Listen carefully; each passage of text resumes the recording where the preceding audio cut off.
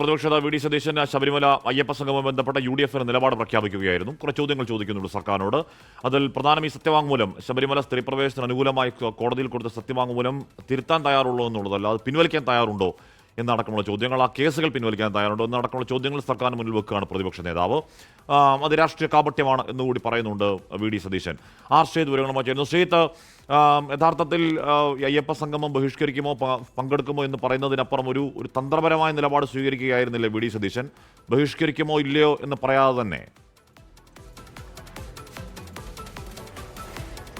Hashmi, UDF തീരുമാനം പങ്കെടുക്കില്ല എന്നത് തന്നെയാണ്. എന്നാൽ അത് ബഹിഷ്കരണം എന്നൊരു ആഹ്വാനമോ അത്തരമൊരു പരസ്യ പ്രഖ്യാപനമോ UDF നടത്തുന്നില്ല. അതൊരു തരത്തിൽ തന്ത്രപരമായൊരു സമീപനമാണ്.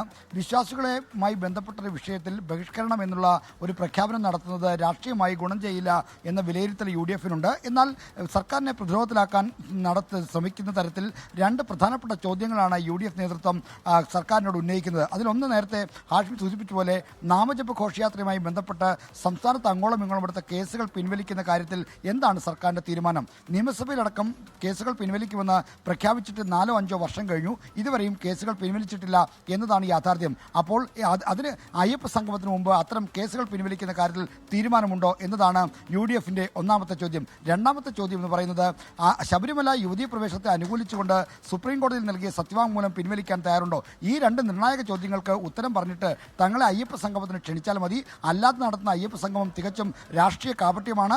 ഇത് ദേവസ്വം ബോർഡിനെ മുൻനിർത്തി സർക്കാർ തിരഞ്ഞെടുപ്പ് മുന്നിൽ കണ്ട് നടത്തുന്ന രാഷ്ട്രീയ കാപട്യമാണ്. അത്തരം രാഷ്ട്രീയ കാപട്യങ്ങളെ തുറന്നു കാട്ടാനുള്ള ഉത്തരവാദിത്തം പ്രതിപക്ഷത്തിനുണ്ട്.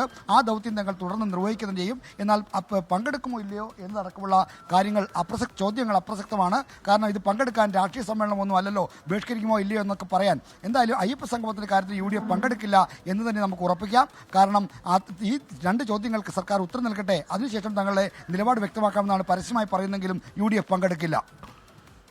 ശ്രീജിത്താണ് വാർത്തയുടെ വിവരങ്ങൾ. പ്രധാനമായും രണ്ട് ചോദ്യങ്ങൾ ചോദിക്കുന്ന പ്രതിപക്ഷ നേതാവ്. അതിലൊന്ന്, സ്ത്രീ പ്രവേശനത്തിന് അനുകൂലമായി സ്വീകരിച്ച സത്യവാങ്മൂലം പിൻവലിക്കുമോ? രണ്ട്, ശബരിമല പ്രക്ഷോഭകാലത്ത് പോലീസ് എടുത്ത കേസുകളെല്ലാം പിൻവലിക്കുമോ? ഈ രണ്ട് ചോദ്യത്തിന് ഉത്തരം പറഞ്ഞതിന് ശേഷം പങ്കെടുക്കുന്ന കാര്യത്തിൽ തീരുമാനം പരസ്യമായി പറയാം എന്നാണ് പ്രതിപക്ഷ നേതാവ് പറഞ്ഞത്. പക്ഷേ ആ സംഗമത്തിലേക്ക് പോകേണ്ടതില്ല എന്ന് UDF തീരുമാനിച്ചു എന്നാണ് മനസ്സിലാക്കാൻ കഴിയുന്നത്.